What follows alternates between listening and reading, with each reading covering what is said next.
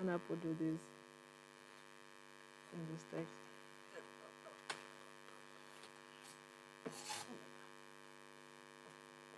So I just like going live and leave like that. I was like going live in some minutes. Yes, actually live currently. Yeah. Yes, you are live right now. Okay, it's get there. Then how many things in life and be alive?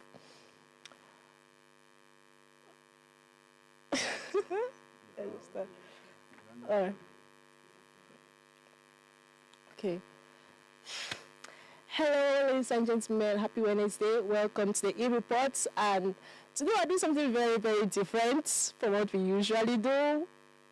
First of all, I'd like to thank you so much for the journey. I can't believe it's just been a month since we started this program, and the support has been enormous. So much support. I could not believe, like, all the commenting, the subscribers that we have had. Thank you guys so much, and please do continue sharing our videos to the Next Generation Media channel. Thank you for supporting the E-Report, the Quad Enough podcast. Today is our first ever live stream. Can we clap? Can we clap? Can we clap? Can we clap? All right, so what are we going to be doing today? We're going to be looking into a video that's been posted by the Cruise channel talking about should you Japa or stay in Nigeria. So they brought together a bunch of Nigerians and they had a debate about is it good to leave the country or stay in the country. But before we get into that, I would like that we first get a little of nostalgia on our past videos that I've had. It's been a month. I've had so many videos that have gone online. I'd like to read some of the comments that were made. This, I believe, was our most popular video, had the most reach. And we had this comment by the user, name user XDA68. That's a long name. But shout out to you. Shout out to you. I really love the comment he or she made. Okay, she made there. Said, as a woman, promiscuity disgusts me no matter who participates in it. The only ones who find it attractive are the damaged people. What's sad is that a lot of women who find themselves in that life are women who have been abused. Lee Phillips has been put in a situation by her own parents who are the ones managing her accounts. She's an adult now, though still young, but obviously she's been groomed by her family to be like this. She may feel that she's gone too far to turn away at this point. She probably feels trapped in this kind of life. No healthy person finds a promiscuous life attractive or finds promiscuity an attractive quality in a person. And honestly, because we talked about the entire Lee Phillips and Balthazar case, and in a scenario where we're looking into how some people find promiscuity in men to be more attractive than attractive women. So like women find promiscuity in men to be attractive. Sorry. So this comment I totally agree with. I can resonate very well because as a woman myself, promiscuity is it's a no-go. It's a no-go. So thank you very much for your support. Somebody said love your content. Love you too. So it's great content. I also see many double standards and always wonder how people react differently to the same case to two different people. New subscriber. Thank you. Welcome to the family of the Next Generation Media. So another video posted, a recent video posted was the 30 December video. Talked about how in Cameroon children were getting involved in 30 December like in very, very like in famous ways, I would say. And we had children that were going to clubs. I called it the children's clubs, the only way I could define it. We had children that were smoking on the streets in Boya publicly. And we had this person that did this comment, said, Visas, I can ball up, I'm seeing your name like Visas. My good friend said, this is a stage where problems to society are formed. Many minimize children, but I talk to children like mature people. They know exactly what they are doing, so preach the gospel to them and don't think they understand. The Holy Spirit do the job. Like, let's all bring our children to church. On New Year's Eve, on Christmas Eve, please take your children to church. Don't let them go to the bars. Let's actually bring your children closer to Christ, because at this point, I believe only Christ will save those children who have gone so lost in those actions. I keep saying actions a lot. All right, so that much ado, let's get into what we are talking on today. Like I say, we're talking about a video that was posted by the Cruise channel talking about should you Japa or stay in Nigeria. But since I'm a Cameroonian, okay, so I'll be responding, most of my response will be taken from a Cameroonian standpoint. Generally, it's the same thing, but I think I'll respond as Cameroonians. I'll be our spokesman for today, Cameroonians, okay? So let's get right into the video. I don't really believe that Nigeria will be great again, but individually, we can be great. We act as if it's only here that there's a problem. There's a problem in Ghana, there's a problem in South Africa, there's a problem everywhere. But they don't trip out where we trip out like, hey, there's fire on the mountain. The reason why they are opening up their borders is not because they like you. They are using you to develop their society. You can't blame them now. Maybe the frustration of the country. But imagine coming out and you're earning like 30K a month. You're a graduate and inflation keeps increasing. How are you going to survive? I am actually against investing in Nigeria. Against? Yes, as someone who has already Japa, investing in Nigeria, it's more like you are just giving away. Nobody with Japa is a poor person. UK announced that they processed about 250K applications from Nigeria last year alone. If 100K people start a business and employ 3 persons each, that's 300K people out of poverty. So imagine the amount of money we're taking out of this country every day, every year, and we say our Naira is getting back. The only people that do not see that Africa is the future is Africans, and it is so, so sad. Okay, I think that was like a highlights, like trailer of the entire video. And I can say just in the intro that it's going to be a very, very intense discussions. There are a lot of points here that only at face value, that some I do agree with, some I totally agree with. But let's, like I said, get into the entire video, and I'm going to tell you what I feel about the points are going to be brought up. So let's get into it.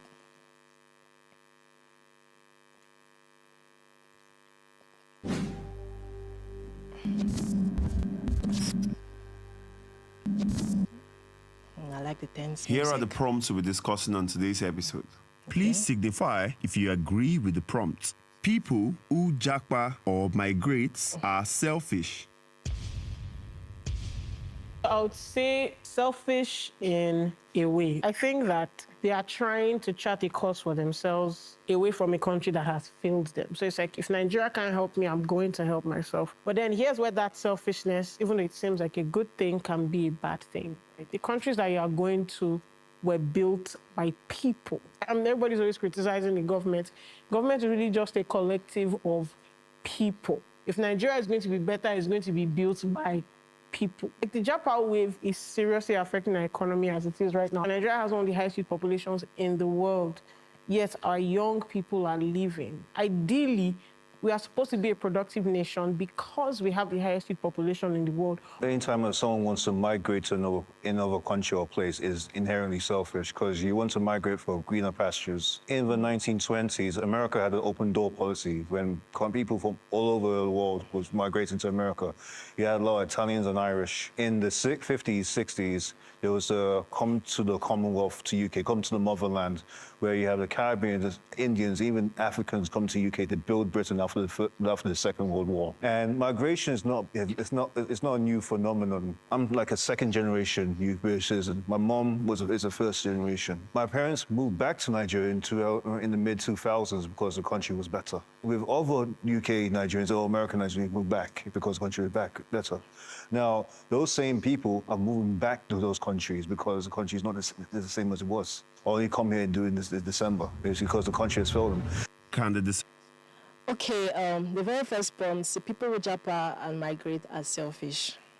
I very, very much disagree with that point. Very, very much. Why? Because, first of all, the word selfish, it means you're putting yourself above people. Like when they say you're selfish, it means that you're considering others above yourself. So you cannot tell me that making a decision for myself that I feel will better my life, like, okay, let me put it this way. It's okay to be selfish in this point. Like, I don't think the idea of calling them selfish, like, yes, they are selfish in a positive light, which is that they are putting themselves first, putting their families first, putting themselves first by going out and seeking opportunities. And I get that it's always this idea of when you go, you're supposed to stay, build your economy, start a company, like Cameroonians be like, start your own business. If you have the money, start the business. So don't go out there and put this money in other countries, like do the business here. But you have to realize that, for example, I myself, I do writing and I do so many other things. As a writer, I would always want to look for an opportunity to excel in what I do. Not just going to find, it's not just about finding the jobs, but also finding places where you can gain more knowledge, where you can gain more insights, more things are going to build up your expertise on certain things. So I might like to actually leave the country one day, not because I don't like where I come from or because I want to somehow leave the country behind. I don't care. It's like some sort of trash to me. But because when I go to other places, I can learn from them. I can find myself in better opportunities that will grow me as a person, grow me as an entrepreneur, grow me as... So actually, when I like hear me say me, it's a selfish action, but not all selfish actions are negative actions. So sometimes being selfish is positive, and I get the case of people traveling out is a selfish action that's actually positive. So I get their points. Like I said, everybody always has their, whenever they set a point out, they have it from their deep experiences and opinions. But at the end of the day, my opinion, it's okay to be selfish when you want to travel out. As long as you are not physically hurting anybody, you are trying to improve your family standing or anything, then yeah, I will actually be selfish and leave. Not that I don't love Cameroon, I love my country, but if ever a case arrived where I saw the opportunity to go out and learn more, expand on myself, expand on my skills, then I would definitely take that opportunity. So yeah, that's my standpoint on this particular prompt, but let's hear for those who don't agree with me what their points are. Disagreeers now speak. Also, just to say, like, while we're going on, if you have any comments, if you have anything to say concerning it, you can just drop your comments below and we'll talk about it. Drop your comments in the chat and we're going to have a discussion about that. So let's continue. I don't necessarily agree that everyone who jackbars is selfish. Some people, when they leave, their idea is to leave completely and to have nothing at all to do with Nigeria.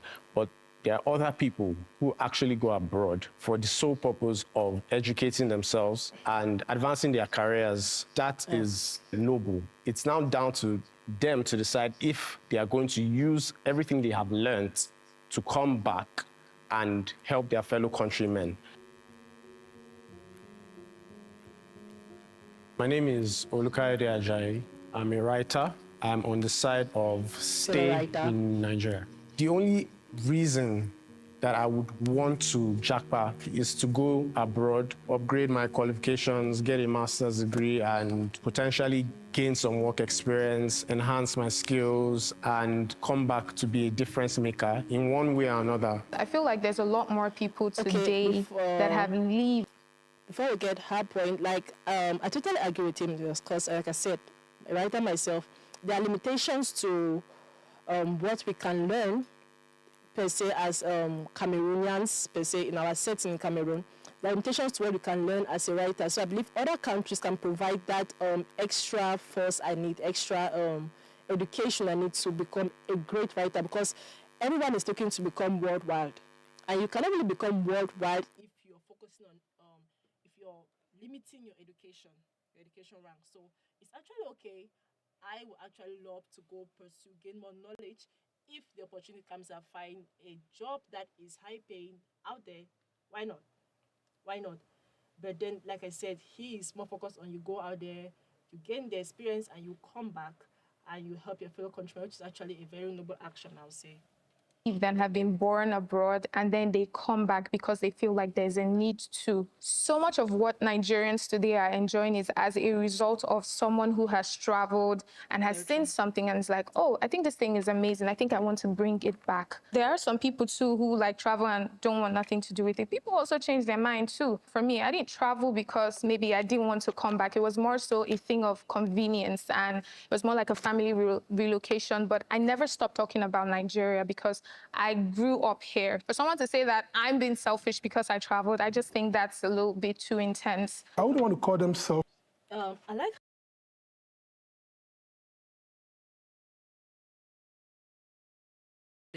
so they can get these other experiences. Forget that for us as a nation to grow, we need these people that are going to go out and learn and come and teach us, because we have things that we still have to learn as Cameroonians, as maybe them as Nigerians, as Africans.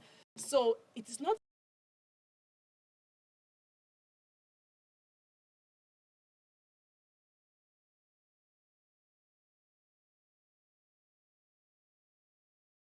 for there, but if you have that burden, you to want to come and grow your country, then you need to leave. You need to leave.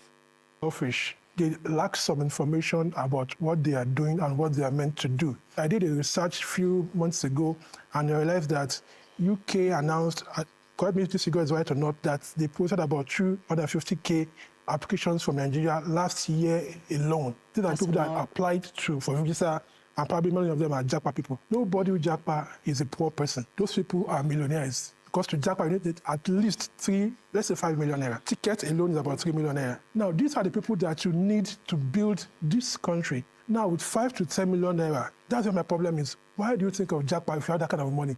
With that money, you can set up a studio like this. If 100K people start a business and employ 3 persons each, that's 300K people out of poverty. So imagine the amount of money we are taking out of this country every day, every year, and we say our naira is getting back. So that's I think they lack the knowledge of the impact of what they are doing to their country and to themselves. I'll use myself as a... Okay, before we continue, he made a statement that he said that poor people, like those who Japa, are not poor.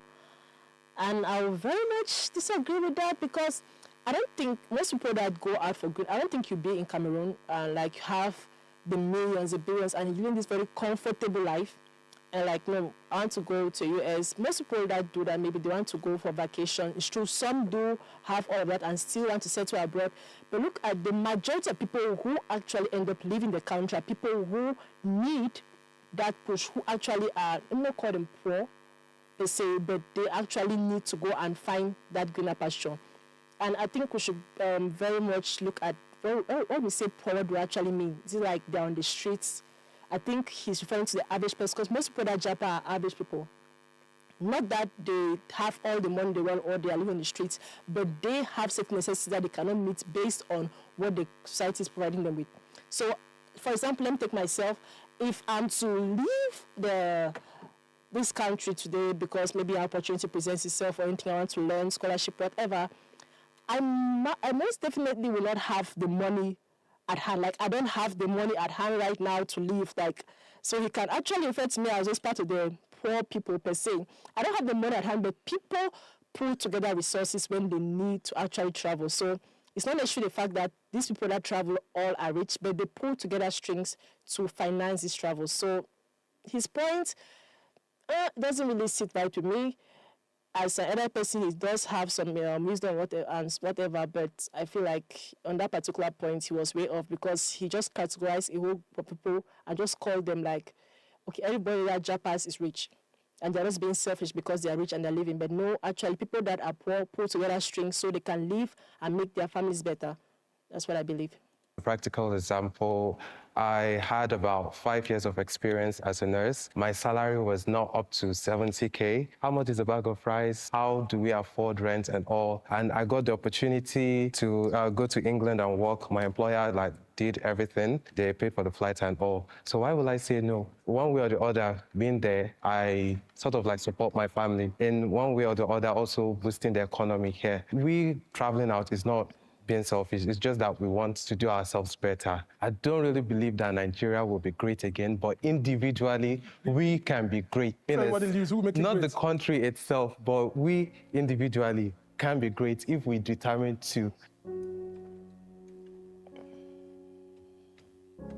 My name is Samuel Otubela. I am a registered nurse, a singer-songwriter, and a YouTuber. I left Nigeria 27th of November 2022. When I got my first salary in Nigeria, I still remember the precise amount. It was 33,000 naira. You know, for someone who was probably getting 5,000 naira allowance in school, that felt like a huge amount of money for me. But then later on, didn't really feel like something much. But when I got my first salary in the UK, it wasn't usual amounts I should have gotten as a nurse, because you need to do some things first to be qualified. But I was quite happy because I was able to do something that I could have never done. I could have never imagined I would do with a month's salary, with that salary. When I think about... Okay, I get he made very good points. Like the reason why he left for his sake, he has worked out for him. He went out, he got a better job. He's doing so much better now. But when he talked about the fact that he does not believe that Nigeria can be great again, I believe every country can be great again. There's hope for Cameroon. I know we're looking to 2035 as our emerging year. We're still looking to that. But I do believe that every country can change again. If you look at countries, China was not what it was some years ago. Every country has a potential. It takes a lot of leadership, a lot of people to step up and be like, cause this change, and a lot of government involvement. The government has to give people who have the burden to change a country, give them the chance to actually affect that change, because I feel like sometimes the government can be a limiting factor sometimes in certain African countries to the development of the country itself. But like you said, he had a point about it worked for him. So many people can look at him and be like, no, he's selfish because of his choice to go out. But it's worked for him, it's worked for his family. He's doing all these things for family. You cannot call someone who is helping his family to grow selfish when they actually did that for themselves and their family. Doesn't really make sense. Selfishness for people who want to leave. I think of people who want to abandon the country. There are people that once they get to the airport, they dust their You can't blame them now. Maybe the frustration of the country. But imagine coming out and you're earning like 30K a month and you're a graduate and inflation keeps increasing. How are you going to That's not a survive? problem. If you are a graduate and you're earning 30K a month, I don't know how to get out of that. No, it's not. And you're a graduate. You can't get out of I don't know, like, I don't know where this, the eldest person here, I don't know what reality is living in, but it's very possible, okay? We're experiencing it. I've tasted it. To leave school, to be a graduate, to attain certain levels of education, and you step out and you don't find a job. There are people who have PhDs and they're pushing trucks. That is a true reality. So the fact that the point that the girl made, like she says, many people might want to leave because even after they have gotten these degrees, they don't really see the job opportunities presenting itself. And that's a true thing that a lot of people face in Cameroon, Nigeria, other African countries. So them wanting to go to these countries where with their degree, they can actually get better standing, they can actually get better opportunities. It's okay. Like, I think everyone should chill. Like, it's okay. The fact that he cannot realize that people are actually suffering, like you can call yourself a graduate. The fact that you are a graduate and you have not gotten the job that you maybe studied for does not mean that you are incompetent. Sometimes it could be that you're incompetent, don't get me wrong. Some people are lazy. But also it could be the fact that you have not found the opportunities. There are limited opportunities in the country, and you now need to go and find places where these opportunities are available. It's not that easy to get out of a job. You can figure out how to Japa. You can figure out how to increase your income in Nigeria, honestly. It's not the same thing. It's not really the same thing. It's not the same thing. Like I said, people pull strings to get that money because they might have found the people that already they apply for jobs out, like they already get their jobs get a definite job out, so they don't have to travel and start working out. So if I'm here and I've spent the past 2 years jobless, and then I find this opportunity that once I am able to raise this amount of money and travel, I can get this job that actually pay me so much more, I will find that money. You didn't go to school just to become a graduate. As a graduate, you're able to think yourself outside the box. Think yourself through poverty. Think yourself through solutions. Why are you a graduate when you cannot think yourself? So, for example, you're an English student. You graduated with education. You live in the mainland. You go to these different schools within your neighborhood, and the director of the school is telling you they can only offer you 30K a month, or at max, maybe 40K because you're a graduate. Then you get another opportunity on the island and you're earning maybe slightly a little bit more. But the transportation from going to the mainland to the island is a lot. The actual amount you're getting paid at the end of remember you're getting paid at the end of every month. Meanwhile, abroad, you're getting paid bi-weekly. And then this same person that has this both opportunities have an opportunity to travel abroad. And you're telling them to stay to build Nigeria. I can answer that. Claire, because it might not only be the fact that they don't have the jobs, but the jobs might not be what they are dreaming for themselves. Some people have very big dreams that are trying to achieve. I don't think anybody just wants to be I don't know, average. So if you know in your heart that you want to make it big in life, and this is the opportunity for you to make it big in life, you're not going to be like, okay, let me just take this 30K salary because I love my country so much, or forget all my dreams and ambitions and stay here and suffer and try to pay my bills and struggle. If the opportunity comes, you are going to take the opportunity, and it makes complete sense for you to do that. That is not a graduate mentality.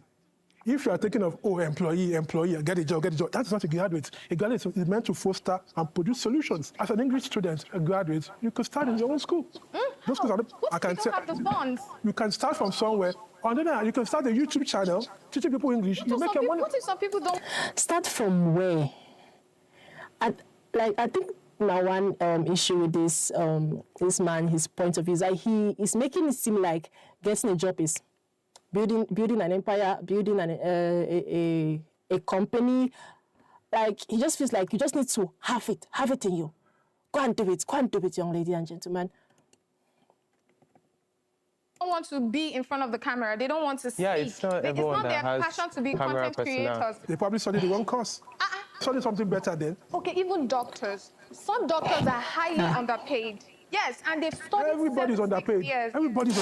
That's a very true thing. Like, I have friends that are doctors too, and the fact that when I think that they have to go to school 7 years, and then the salary they are ending after, they still struggle to make their bills paid. After going through all of that, you don't expect someone like that to find an opportunity to travel out and get paid better and be like, no, I love my country so much, I'm going to stay here.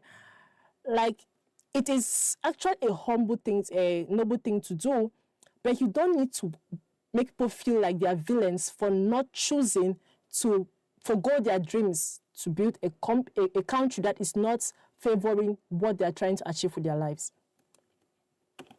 Keep doing this thing.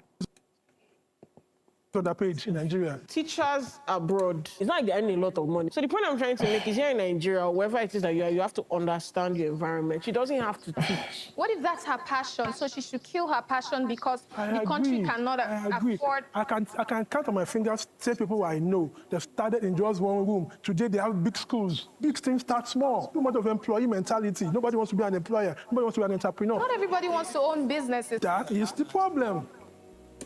I don't think it's a problem. It's what wants to work. It's true we are advised to build our own companies, but you have to realize the fact that when you build your company, you are going to need people to work under you. So if somebody wants to be an employee and does not want to run a company, running a business is not for everybody. Not for everybody. Like I said, he's just assuming that every person that leaves school has the business mindset, has the nobility of settling for less when they can actually be looking out for more. My name is Sophia Okorafor. I work in real estate management and also a real estate investor as well. I left in 2018. I've been out for about 6, going to 7 years. I've met a few people that just believe in waking up in the morning, working for a company. They don't really want to stress about owning like a huge company. Some people don't want to be like billionaires, as funny as that sounds. Some people just want to live in a society that kind of allows them to be themselves, but at least funny enough, I think I fall in that category of people because maybe I definitely want to make it big in life, but I've always admired the simpler kind of lifestyle, like just make enough to not have money problems. I think is it make enough to not have money problems, because like you say, when you make more money, it comes a lot of responsibilities. Not that I'm running from responsibilities, but if I can avoid this further stress, like millionaire, billionaire, once you are already going through the different phases, you have to pack up yourself. So the people that don't really want that life, maybe with time it changes. Maybe mine might change. I might want to actually, become the next Elon Musk or whatever. But definitely people that don't have that passion of becoming billionaires, they really like their simple settings. I know people like that. they also want to earn well. If I knew that I would end up being an entrepreneur, then why would I go to school to study something I'm passionate about? Passionate about it, you studied it, now start something about it. For example, now, as a nurse, now I can't possibly start a hospital all by myself without any capital. Why can't you? Why would I? He made sense, didn't he? I mean, it makes sense. It made sense. As a nurse, why should I? He studied something that put him in the position of being employed. So automatically, he's not going to be thinking while he's studying, oh, I'm going to own a hospital. He's thinking, oh, I want to be the best nurse there is. I start from where's the capital? It's There not are people possible. who can help you. Without connections, I will not be able to get the help. I can tell you that for free. There are people you apply to that can help you with the finance to start something. Because people who are not educated start something. I wonder why people that are educated, people that go to school can't start something. But you can't expect someone to say, I have a English lecture, that English degree. I want to have an English school. You need to have capital. And capital is not especially hard to get in this country. You need to get loans. And those loans, their interest rates are incredibly high. That's what makes you an entrepreneur. Entrepreneurs knows the way out. Can I take you to Oshodi? I see some boys under the bridge. Those boys control $500,000. They did not go to school. How come a graduate cannot raise capital and an illiterate can raise the capital? In Nigeria, Something called business sense that school cannot teach you. Honestly, we have to we cannot even say that those who are entrepreneurs, I know people, I've met people who did not go to the level of education that I have, and they have businesses that are already so established. They have not finished school, like he's saying. Why? Because they have a particular business mentality that I've learned. If we are trying to look to making more entrepreneurs in society, then maybe we should look to actually bringing up a certain system of education that promotes people becoming entrepreneurs, because we are being taught to go to school, leave school, get a job, but then we are being somehow insulted for not building companies when we are being taught to become employees and not employers. So it's not as easy as it sounds. There are people that actually get this knowledge on how to build companies, and other people don't. And even if you have the knowledge, some people don't have the will, the willingness, some people have the desire, the passion, all of that. And it's okay, we're not supposed to all be the same. And like I said, everybody cannot be an entrepreneur. Okay, some of us have to be employees, some of us have to be employers. It's just simple logic, actually. you make more money doing a legitimate business. I don't say these guys are doing illegitimate business. They are doing legitimate business. But what I'm saying is that we need to come out of this mentality of government has to do this for me, or I need a job.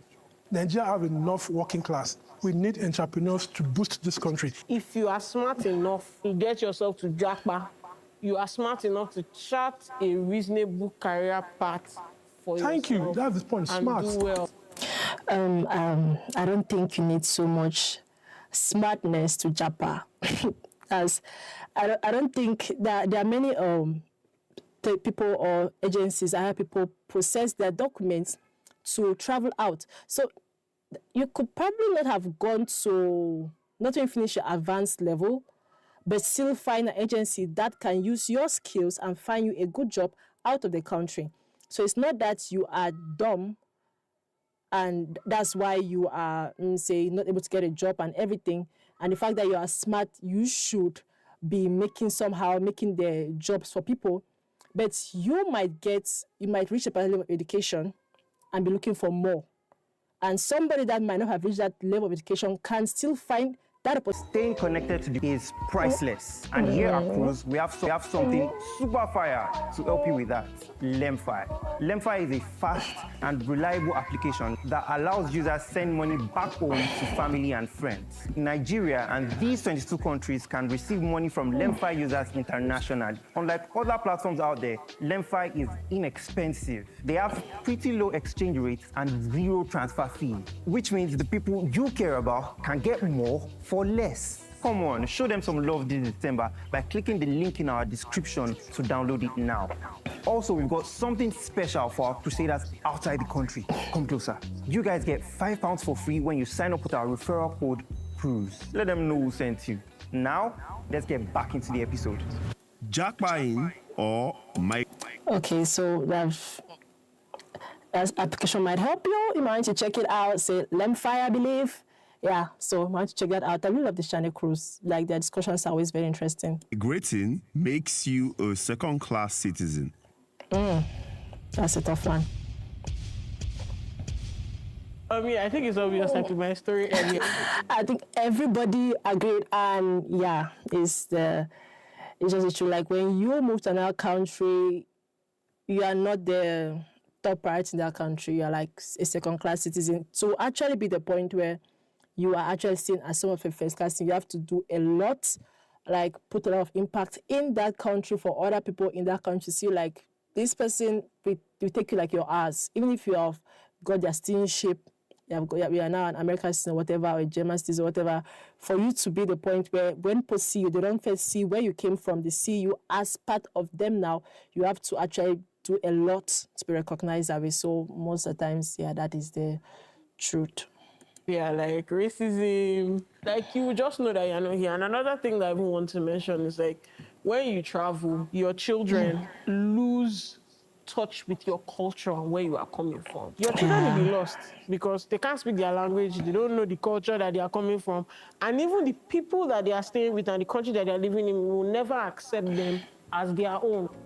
But this is conditional because even in our setting, we find out that there are certain people who don't know, like we have dialects, traditional languages, don't know their dialects, even if they are still in the same country, because it goes beyond the point of you being around the area. Yes, being around the zone is going to help you learn that language and be better at it. But then again, you need your parents, you need that community to teach you that. So it's not just about the location, it's about the people you're surrounding yourself with that are going to bring this training to you. So maybe if you travel out, yes, most of the times they lose touch with their culture, but also because their parents did not take it seriously, impacting their culture and them while they're not around. You're raising a child after all. You can put all the values you want to impact in that child by yourself without the location, even if the location is missing. My name is Toby Dada. And before we continue, shout out to Tia Koviji.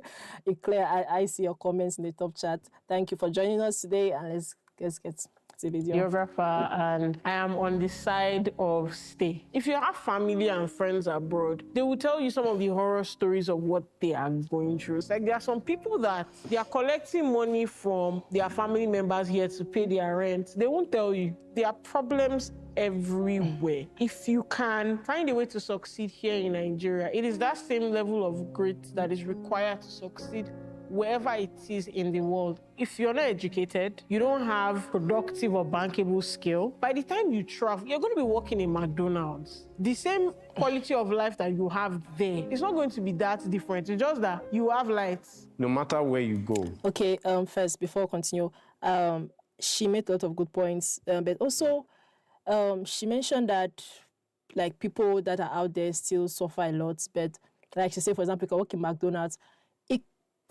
There are certain jobs that we might see as menial here, like maybe working in a restaurant, and when you go that way and work, the pay is so much more different. So, like I said, this is we cannot really call it a black and white situation because it really varies. And she also mentioned that, okay, if you have that drive to succeed, yeah, the same drive that takes for you to succeed here, the same drive they're going to have that way. So you can use that same drive here. Very true. If you're very determined to succeed, you're going to find ways to succeed wherever you are. And then again, we have to also accept the fact that there are certain places that the same amount of skills that you have here will produce a very different result when you travel. So you might be a graphic designer here, you might be a writer here, you might be something here. And maybe the skills you have here might give you more profit when you go maybe to Nigeria, other countries, America, other countries. So it's not only about your zeal, it's also about maybe how much your services are being appreciated in the place where you find yourself. Even if you go to Europe, you go to the Middle East, you are never going to be 100% accepted as one of them because a European is a European. It's in their DNA. You are African, it's in your DNA. And this is the only place that you can be 100% accepted. Now, I understand your point for experience. I experienced it myself. I was walking with my friends, also Nigerian, and saw a couple, and a white woman was clutching her bag. That's the whole point. We are guests in that country. Your dark skin, there is considered maybe a little bit like, I wouldn't consider myself as a light-skinned person, because light-skinned too have their own, especially if you go to school there, the fact that they're hearing your accent or they even hear one very big surname or last name. It's like, even if you have your Seriously, Africans and our names, they're long, like, so are very hard to pronounce, honestly. citizenship, even if you've been there all your life, they will always see you as a visitor. The reason why they are opening up their borders for immigration is not because they like you. They are trying to build their economy. They are using you to develop their society. So you are taking all your God-given knowledge and advancing their society while your society is rotting and dilapidated and you don't care. My immediate younger brother. I don't think it's that people don't care. I think I'm stopping too much. I don't think it's that people don't care about their country. But if I've spent 5 years in my country and not be able to create any impact, at the end of the day, creating impact anyway is better than creating no impact where you feel you belong the most. So if I'm here for 10 years and I've not created any impact that I would wish to create, and I feel like going somewhere I might create some impact, I don't want to live the rest of my life feeling like I've not done anything meaningful because I'm trying to find that time that I'm going to be meaningful in my location. When I can actually go out and do something meaningful somewhere else. So everywhere are going to be used, our skills are going to be used, like when I go to America, they're going to use you to develop their country, whether you're here, they're going to be used. But the important thing is that if you can find, just whatever satisfies you, I say it's a very selfish standpoint, but some selfishness is positive. So if I can find that here, I am okay with my services being used. I can find that my life is making sense to me right here. I feel like I'm living the life I'm supposed to be living where I am. I'm going to stay. But if I find that there's more I can do, there's so much more left in me, then I will totally want to exploit. I will not want to hold back on myself and regret later. Because most of the times when you're gone, it's not really going to matter. It's not going to matter. Some people it does, but some it doesn't. The Japa, the long time ago, I think about 17, 18 years now. And one of the stories he told me was that if he had known, he probably still be doubting to go. He left in the early 2000s. When he got there, the first thing was like, oh, let me get my papers so that I can become a legal citizen. What do you need papers for? To be able to get a good job, to be able to live a better life. Now you got the papers, you still can't get those good jobs that you dreamt of. Even when they apply for a job, they tell you, okay, just hold on, let's see if somebody else needs that job. If somebody applies for that job, then we give you. If somebody from somewhere, some far away, comes and says, okay, he needs that job. Even when he already has a job, or he's okay, so we can't give you, this person needs a job, they get it. Just because that person is white and you are not. He told me that was his own first time experience. So even after getting the papers and all those things, you still don't get what you dreamed of. So if I shifted the goalpost in the middle of the game, you will always be a second-class citizen. That's what they're telling you. Claire, that's very true. My name is Fred Alabi. I'm a certified Microsoft Systems Administrator. I'm an IT manager from Oyo State, Nigeria. I'm a typically born-bred Nigerian, and I like it here. I'm on the side of stay. I've seen stuff, I have data, and I think there's hope. Some of these people don't have those data, and they don't know how to survive in this Nigeria of today. All we need to do is to change the narrative, and we can get back to the better days, and things can get better. When you are not equipped with enough skills, and the next thing you want to do is just find solutions somewhere. Everybody wants it where it's easier. So I wouldn't say they're really lazy, but they're not working hard enough. Nobody has actually... Okay, I could tell from him that he has a good job, he's stable, he loves where he is, which is actually something very wholesome to see. Most of the time, our parents just really love where they are. They won't change it for anything in the world. Even if you tell them that today, I'll pay you a visa, you're going to, I don't know, Germany, Finland, wherever, they will still choose their home sweet home, and it's so wholesome to see. I love watching my mom is somebody like that. But then again, he made his point about people not knowing enough is the point that I think we should capitalize on. People are not really aware of all the opportunities that are available to Cameroonians out there. There are a lot of opportunities that are available, but we don't know about those opportunities. And I feel sometimes that these opportunities are being somehow, I say, gatekept. Is that a word, right? There's a gatekeeping, some sort of gatekeeping with certain opportunities in a way that people cannot reach the opportunities that they need. So when they cannot find opportunities, then they try to find in other places. I don't think we can really blame them for that. But then again, yeah, I really like his entire vibe. The entire home sweet home thing is always so sweet to me. That actually called me out on being too dark before until I went out there. I was like, oh, so I'm actually God, too dark. Americans. Just to disagree with a bit of what you said earlier, if I went to work and I'm being paid, then I'm not being used. I'm rendering services and I'm being paid for that service. If I no longer want their payment, I can just quit the job. That's wisdom right there. That's wisdom. Because I think when you say you're using somebody, it's like, yeah, definitely. When you say you're using somebody, it's like you are extracting and and the person is just like losing and not getting anything. But if I come to a company, I'm like, I offer this service and you pay me, then you're not actually using me. I think we're using each other. I think it's a recto verso thing. So I'm using you for money, you're using for my services. Let's all chill. I think you're being used because they're paying you in paper. In the olden days, they don't use paper. This monetary, what we use today, they use golds and all those things. And those days, labors are valued. Because if I work on your farm for 1 hour, the amount of gold or calories you pay me, I know what it's worth. But paper now, they can print paper anywhere and give you. Is that what you are laboring for? Printed paper? But that printed paper can get the golds. Paper that you... I am laboring for the paper. I'm not laboring for the... If you give me gold, I will still need to transform it to paper to use it. So, yes, we are laboring for paper. The point of, because it is not someone like gold or carries, like, those days have passed. I say he's taking a lot of inspiration or a lot of his points from maybe his past and his life story. But we have to realize that what speaks and what is the basic medium of trade right now is the money. So these people are going to... I don't think anybody goes to a company and like when they give you money, you're like, no, what are you giving me? No, give me gold, give me calories. That time has passed. The time has so passed. So yes, we are laboring for paper. I need paper. A lot of it, actually. Let's continue. Bring back to Nigeria and then... I need to keep appreciating. You're already automatically a millionaire just by bringing how much because of the valuation of the currency. Both of you just basically told my life story, basically. Growing up in the UK. I think someone also just commented, the handle VYBC, very interesting handles here. Say the gold statement of exchange isn't what we use now, so it's not really relevant in this day and age. Like I said, yeah, totally. One paper. Say money. And the last name is Akinshaw. My actual first name is Akintunde. So double A automatically going to be the top of the list of the register. At one time, a teacher said, like, I'm going to have difficulties pronouncing it. I said, don't worry, you can try.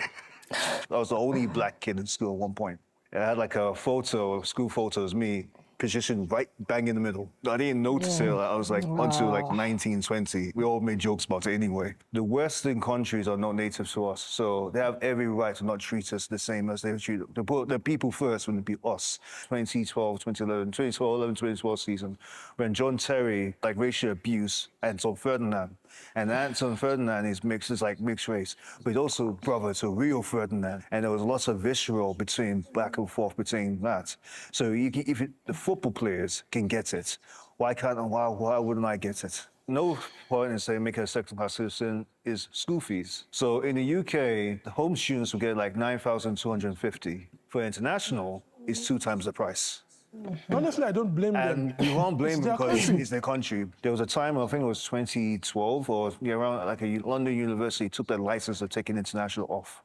And when I went to the University of Sussex, they said like, please take your attendance seriously. Please go to your lectures, because you go below 80%, you get kicked out.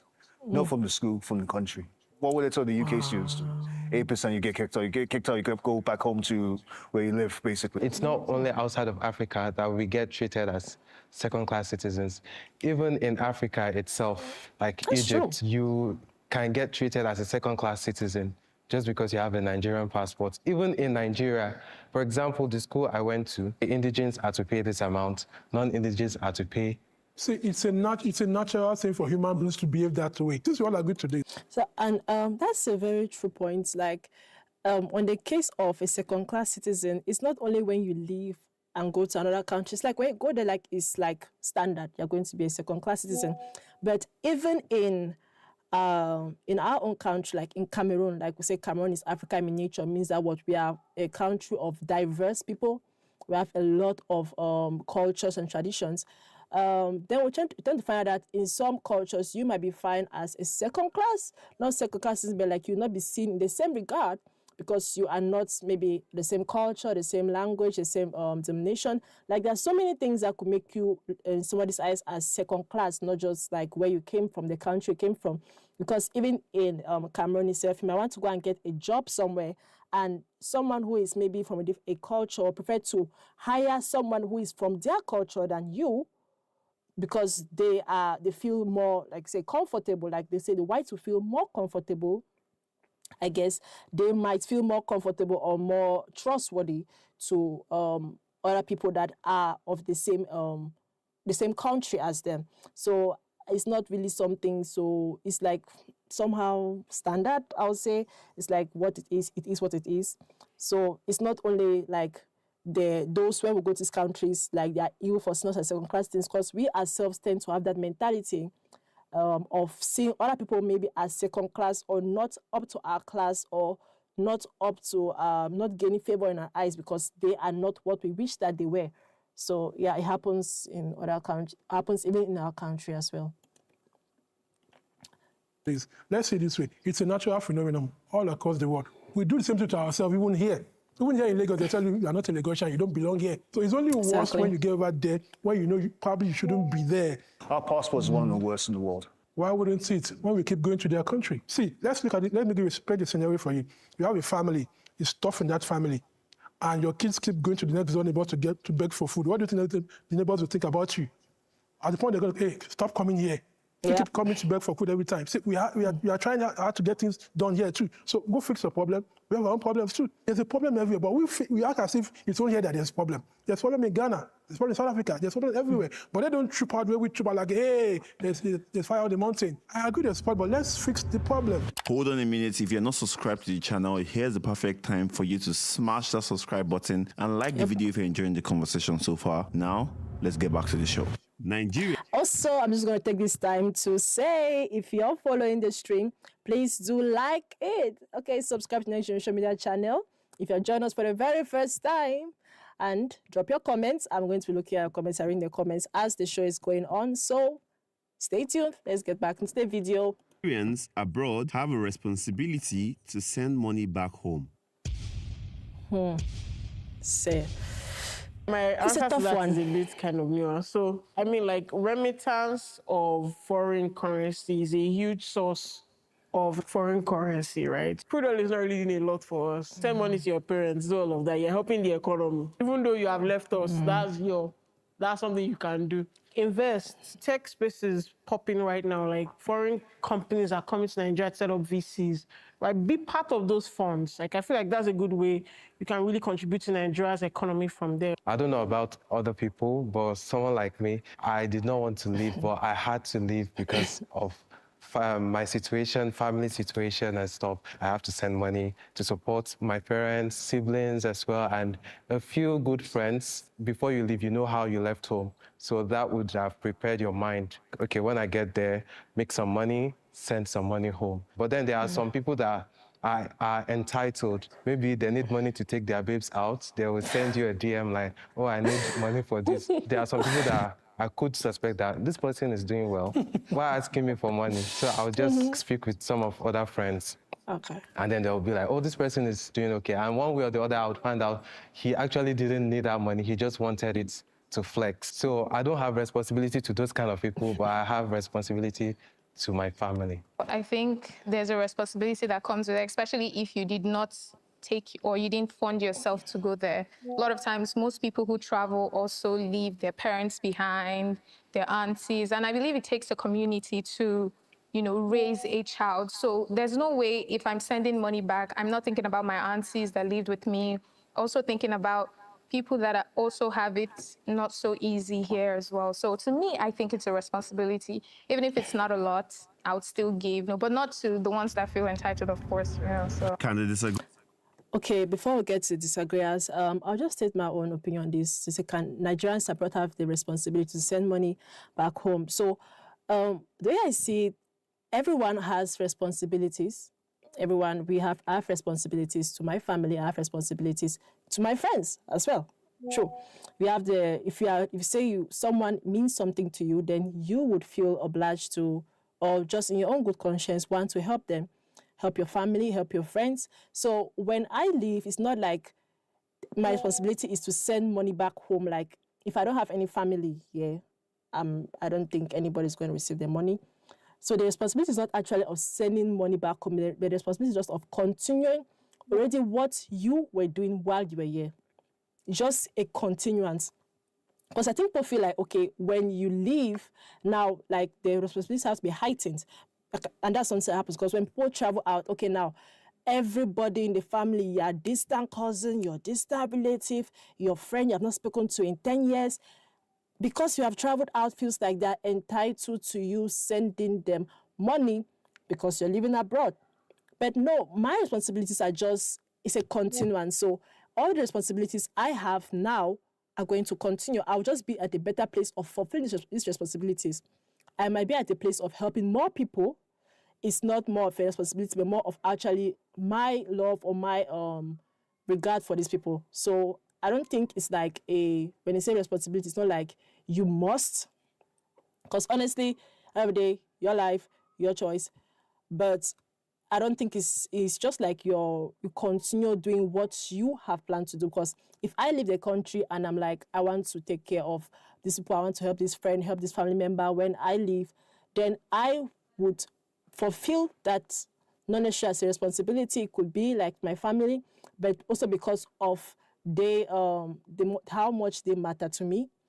So yeah, some people really, when they give you, if you're out there for travel, and some people are like, no, man, you're outside there, you should be sending us money. And people are touching money. You don't feel pressed to send people money.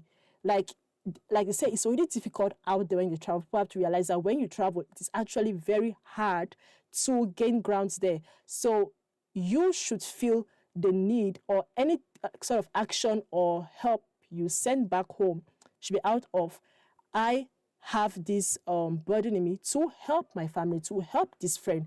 It is not like a must to help everybody, even when it goes to family members, honestly. It's not like you must help every single family member that has a problem because you are living abroad.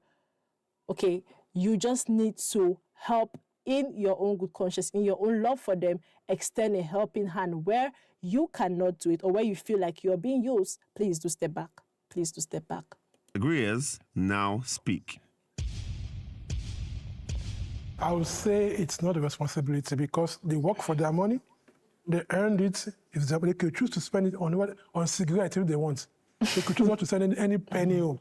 It's only. Don't spend it on cigarettes, by the way. Don't spend it on cigarettes. I'm just saying. Out of their magnanimity that you're sending money home, especially if they went abroad out of their own money and they're not owing you anything. Actually, it's difficult for anybody to be abroad and not send money home, unless you don't have family or there's one way or the other. Somebody you are sending something to regularly or frequently. So like he said, I don't believe it's a right.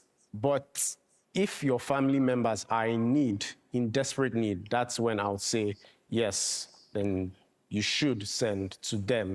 Also, it also makes sense if people helped you along the way. It's just a kind gesture to, okay, thank you, pay them back. Where I join the line is where people feel entitled. And when I send the money, how does the money is used? Or something happened, a funeral, and we're all supposed to pay for the money. And somehow it's expected of me to pay the most because I'm abroad.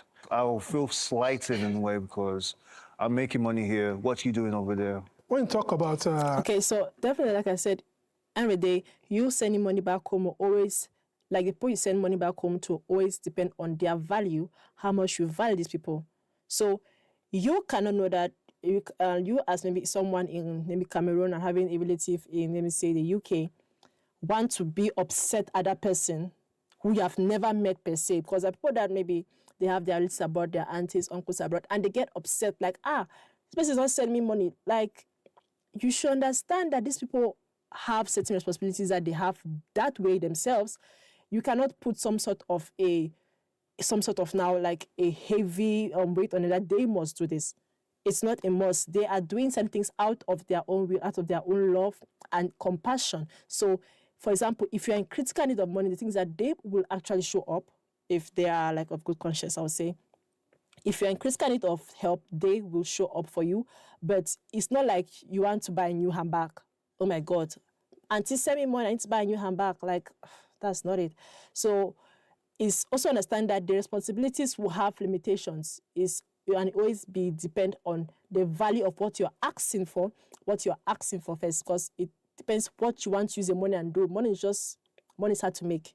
You have to realize that. So what do you want to use the money to do, and how valuable are you to me? What have you done in my journey of rising all these years? So you cannot have disappeared from my life for 10 years, 15 years, and all of that, and then now you want to make me feel bad for not showing up for you to get a handbag. That'd be madness. Entitlement. Don't you think some people are entitled to you or to demand from you, especially your parents? Should they be asking you before you send something to them? On the parents' issue, it's like your parents, your spouse, ensuring it goes down to blood and vows. Yes, it is a responsibility.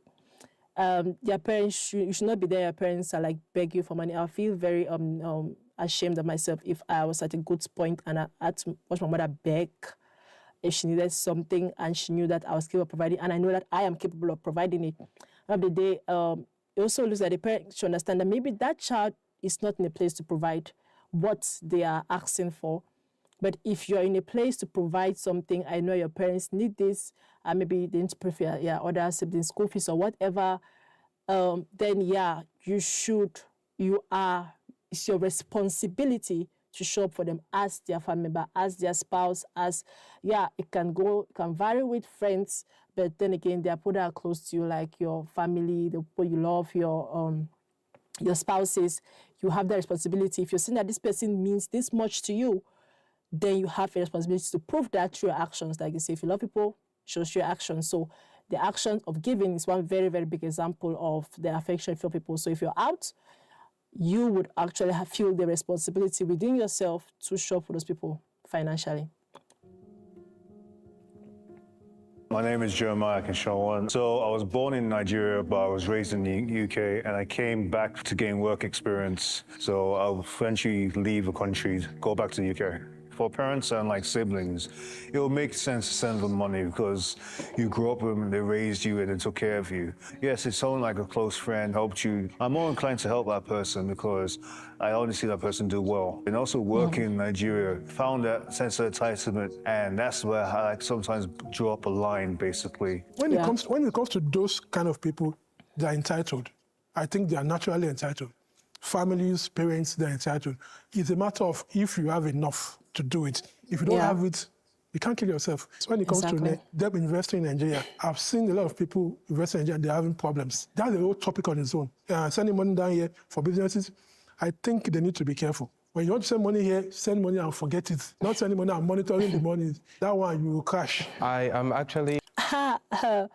it depends where the money is being sent for. So if I'm sending money, I'm telling like, okay, build me this, I will monitor it because why? The purpose for it was well defined. If I'm sending money to you, I'm saying, this is yours, take it. Okay, I will not monitor that money, spend as you wish to. But if I'm telling you, okay, this money I'm sending to you, I actually have these plans that I'm through you wanting to establish, yeah, definitely do what I'm telling you to do. Or against investing in Nigeria. Against? Yes, not that I don't like Nigeria, but the thing is, around 2018, if you remember the exchange rate of pounds to naira. I definitely remember. Okay, so right now, £1 is like 2,000 naira. 2018 was like 5 to 7 million. And if I had invested like £100 to a business, like 2022, and I have generated a bit of profits, if I should convert it back to naira, it would almost be the same thing. As some of us already Japa, investing in Nigeria, it's more like you are just giving away. Yeah, that's economics 101 I should know. Investing in Nigeria is never for your own personal profit.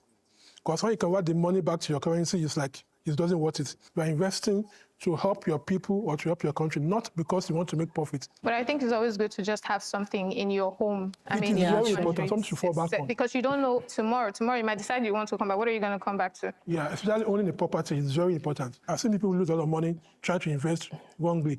They have good intentions, but they are doing it wrongly and using the wrong people, and they hate Nigeria for that. But it's not Nigeria's fault. They did the wrong investment to the wrong people. True, So true. know your economics well before you put your money anywhere. So invest in Nigeria with the mindset of not making profits. No, buying a property is profit already because it's going to appreciate. But doing business like you said, maybe you buy something you want to sell, because of that exchange rate issue, it's going to be profit. Unless you do business here, whatever money you make here, you do other business here, start multiplying it here. If you're thinking of making the money back to you over there, you're not going to get that money. I believe the Okay, on the issue of sending money and wanting to invest, I believe if I were to travel, I would definitely want to invest something back home here.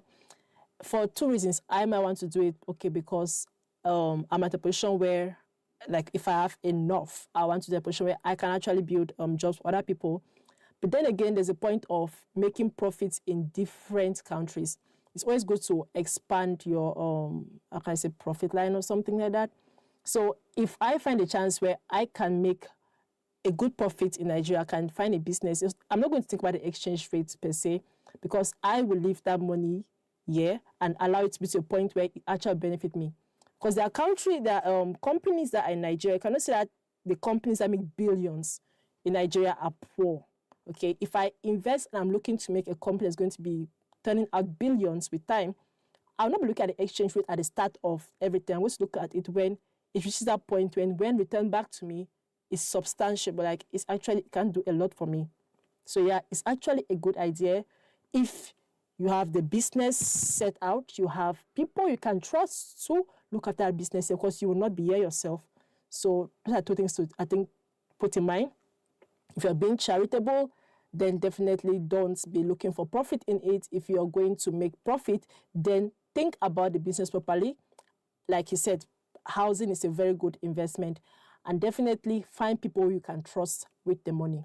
The purpose of investment is to make profit. If I decide to invest in real estate in the UK, even if I probably come back to Nigeria, I'll still be making money, and it would mean much to me in Nigerian Naira than me investing here in Naira and then wanting to take it to the UK. It doesn't make sense. But I've seen a comment here, it's a corporate Smithy, says, just stay, please. I don't know. Are you saying I should stay or like they should stay? I don't have any plans, I don't know. But yeah, we shall see. Definitely, like I said, the conditions are always very clear. It's about growth. What I strive for most is growth in myself. So if I find chances to get better in my skill as a writer, to get better in my skill as a surveyor, if I find opportunities like that, I definitely want to go and learn more. If I learn more, I do love my country. I'll say I love Cameroon. It's peaceful. Let's say in that sense, it declined a lot over the past years, but I was very, very proud of Cameroon for its peaceful nature and the fact that it was not to certain crazy things that happen in other countries. But per se, staying, I have no something pushing me like I hate the country. But definitely, if the opportunity comes for growth, I always accept growth. I always embrace growth. Yes. There are no problems in Nigeria. You only need enough money. So in Nigeria, the trick is use your money to isolate yourself from the institutional poverty. That's what it is. So you're building a moat around yourself. There are estates where you don't know when NEPA takes light. You don't know when power grid goes off because they have their own generator. In Nigeria, if you have enough money, you will feel it too, but to a very large extent, you are covered. I second that, especially when the exchange rate is like where it is right now. I know a lot of people who earn in foreign currency and are basically living the best lives, basically. While money may not solve all problems, like you said, it will at least solve almost everything. So if you have money, you can provide for your needs. And once you are able to get food for yourself, most of your problems are done with. So. And I'm going to use myself as an example. One of the things my siblings had told me before I came back was that the lights, they're going to take lights. And mind you, they're over there, but they're telling me like, yeah, you're going to have to go through this. And in my head, I'm like, still, I'm going to figure it out. When I actually came back, the first time the light blinked, man, it hit me. But then at the same time, I had told my mom, like, you know what, like, don't worry, I'll pay for the fuel, again, because of the exchange rate, because I can afford it. Once I'm at home, like if there's no fuel or if there's no light, she can always put the fuel. I'm ready to cover the cost for that. So yes, money can actually buy extreme comfort in Nigeria. Can the disagreeers now speak? Even if you have money personally. Okay, before this disagrees, there's no point in Nigeria, you earn enough money. Definitely, money stops certain nonsense. Like, I think that statement of money stops nonsense, yeah. It's not everything that money will solve. Like, money will not suddenly, the fact that you have enough money will not suddenly fix all maybe the potholes that the country has, fix the government system, like maybe some things that are just standard that everybody goes through. But definitely, when you have enough money, there are certain problems that you will not even experience throughout your lifetime. So there are problems, but we cannot dodge all problems. You will have to face certain problems, no matter the amount of money you have, but having money sure does keep you from a lot of stress.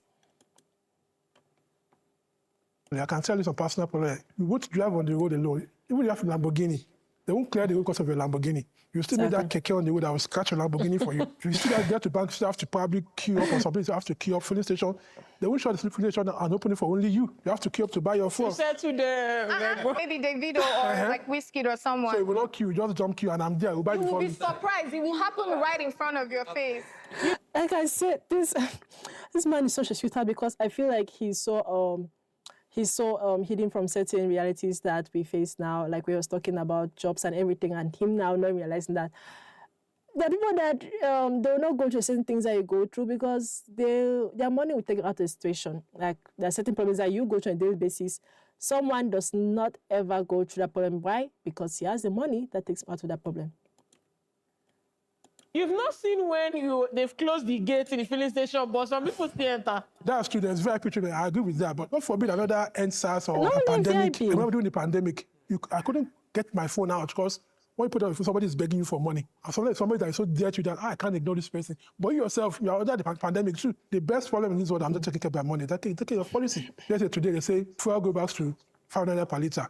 There will be a huge change between today and tomorrow. That is not money per se. It's just a policy. Even personally, if you have all the money in the world and people around you are poor equally. No matter how much money you have?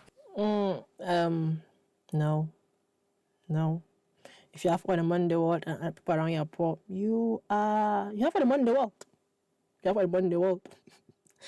It's like, yeah, like you are poor maybe morally because you have the chance of, let me say, if everyone in your family is suffering and you are the one that is like, only you alone are making it big, you are still very, very rich, but maybe morally you are poor because you have the opportunity of helping people, yeah.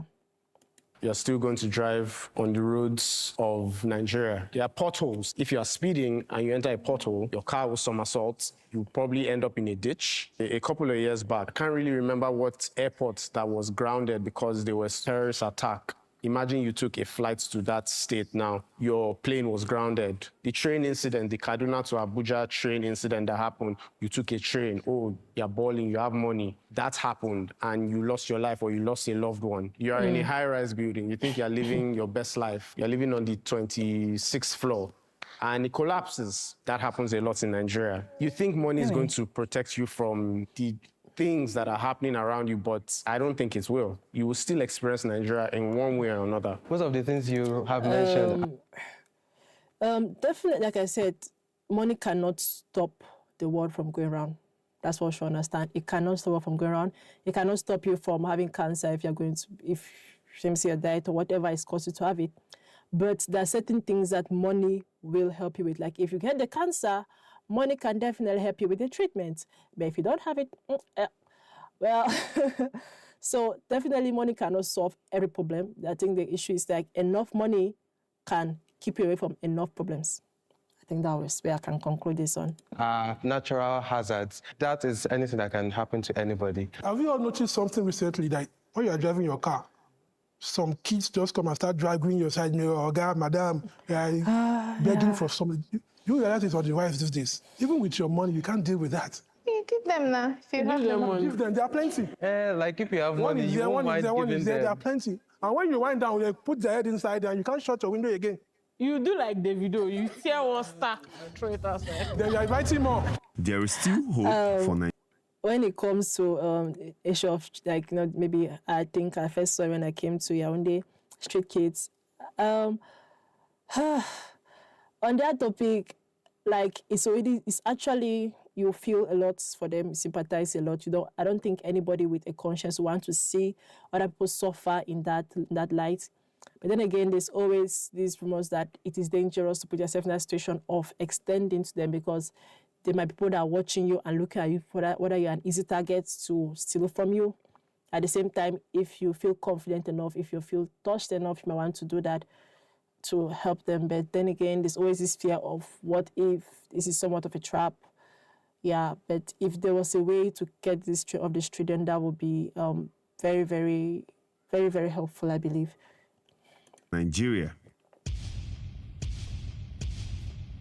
So first of all, I have a problem with that word, still hope. There's ever hope. Nigeria is not as if it's dead or something that was in the ICU. Okay. There's always been hope from day one. There's still hope, and there'll always be hope. It's a matter of what you see and what others don't see. For you to be rich in Nigeria or anywhere in the world, you need information. If you have access to this information, you say Nigeria is bad. People are still making it in this country as it is. So it's not a matter of there's still hope.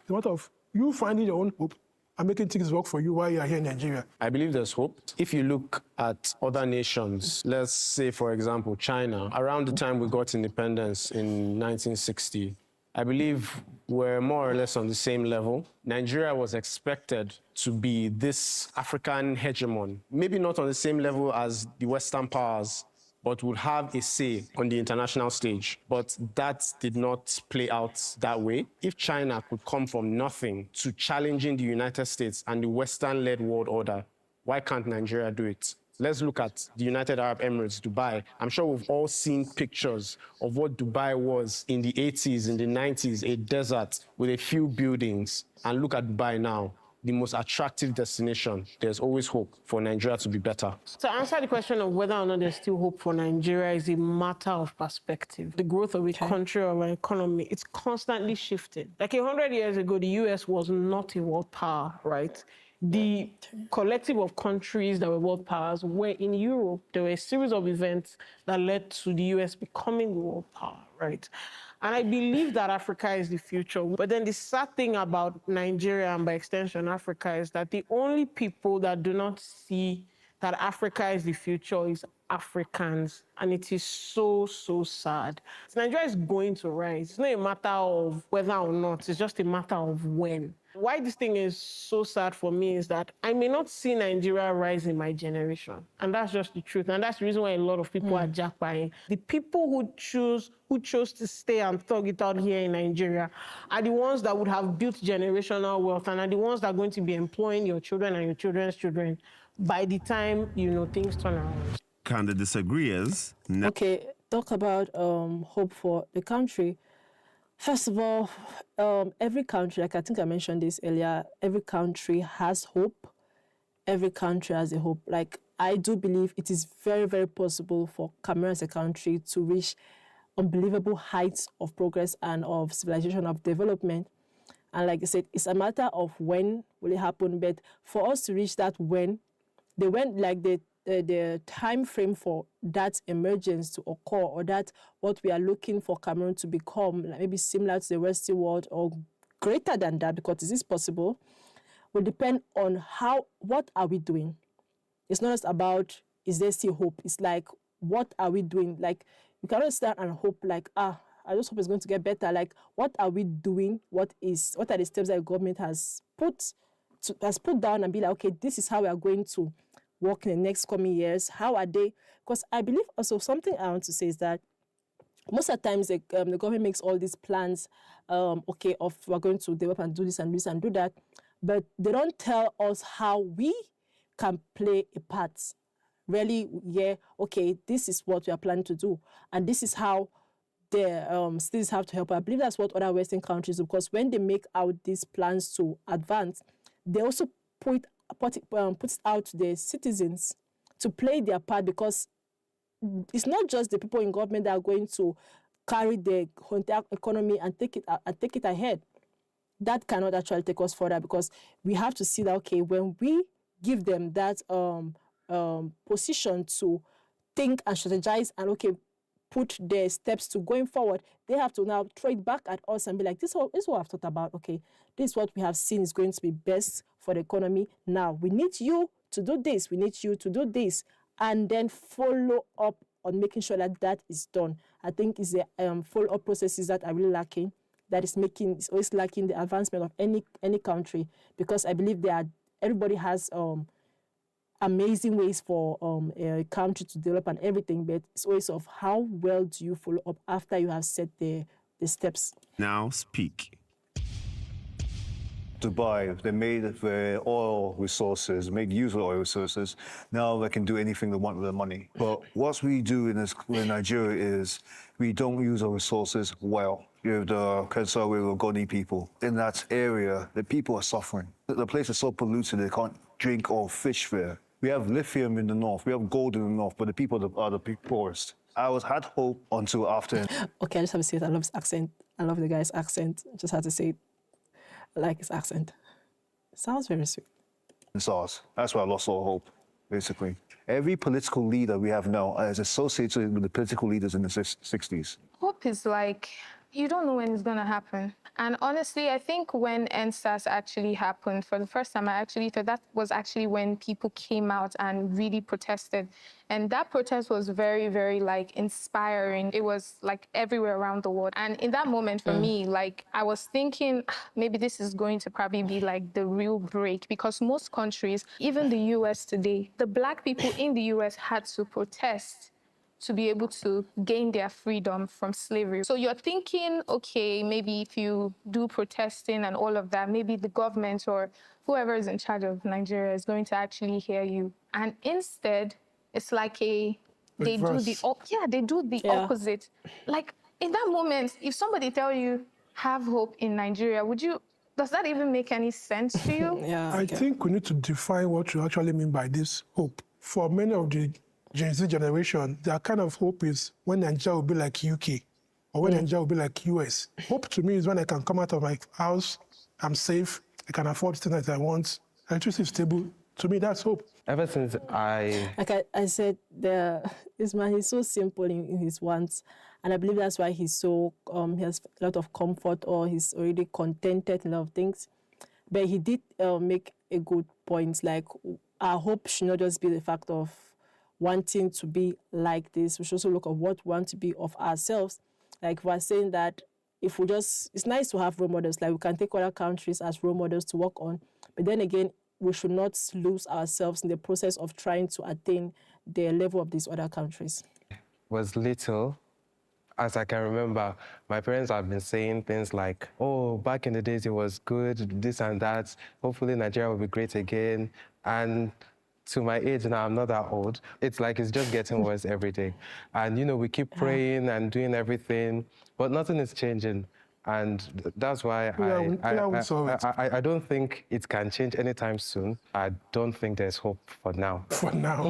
I know that they say when there's life, there's hope. But I just came for holiday. Even the things I saw at the airport, I was like, Nigeria can never change. And it made me feel discouraged right there. Like, why did I even come here? When I talk to younger generation, it's always this point where they look at change from government. Change starts from bottom. It's never from top down. It's always from bottom up. If Tinubu lives there today, somebody else comes there, things might not change the way you expect it. The changes you... And that is so true. I think people, I know a lot of times you want a change in government. Like, if the government just changes, well, like, if the government just changes, everything will change. Everything will change. In all honesty, I also believe that if the government changes, there's a possibility that everything will not change. It's not just about the people, it's about a policy. It's about a system that has been set up for years that is still continuing. So until those policies, those systems are broken, even if you change people and put them in the same policies and same systems, we are still going to find the same thing. Maybe at a lesser impact, but still the same thing. You really need is for you to be okay as a citizen. All your rights protected, everything you need to get, you get there at least to some point.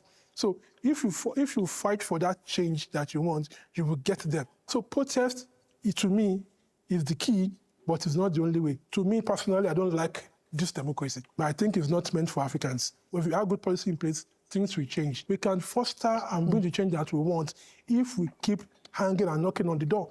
But if we keep jackpotting, that change will not come. I have many friends that are telling me, hey, you people are, if we do Nigeria well, we'll come back. No, we will not do it well. We'll come back and we'll do it together. Thinking and praying about it is not going to work. One thing I always tell myself is just because I've traveled doesn't mean I cannot come back and add to the nation. But I think being a patriot is traveling, experiencing a different life, a different space, seeing stuff you can add back to the country and actually coming back to Nigeria and implementing that. The world is Yeah, definitely being a patriot is not only being in your country and developing your country, because I think, for example, if you look at Cameroon, when people like Francis Ganu, they might not be in the country all the time, but when they go out to other places, they make a name for Cameroon.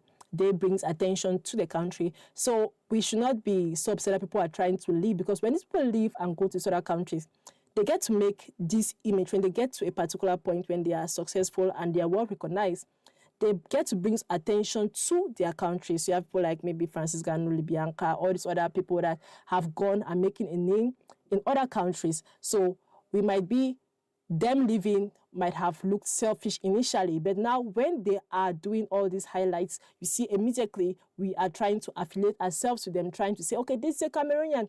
This Cameroonian is living in this country and doing this and doing that. And like, we should not be hypocritical in our thinking. Like, if we are going to take a stand and be like, it is wrong to leave, then we should not change our minds later when people are excelling. So I don't know, we see that it's a circumstantial situation. Like, it depends on the individual, and it depends on, practically it's their choice. Like, they have the right to be selfish if they find that it's going to bring a positive impact to themselves.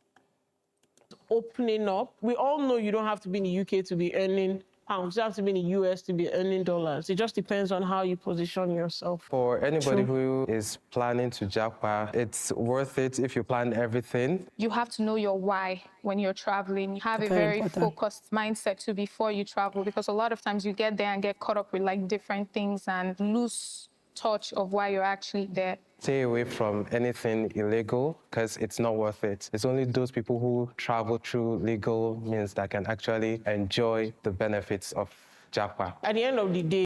So yeah, definitely, I would say if ever I had to be somebody that had to go out to a country for maybe work purposes or studying, it would definitely be a very crucial thing, thinking about the why. Okay, why am I doing this? Why am I living here? How is this going to benefit me?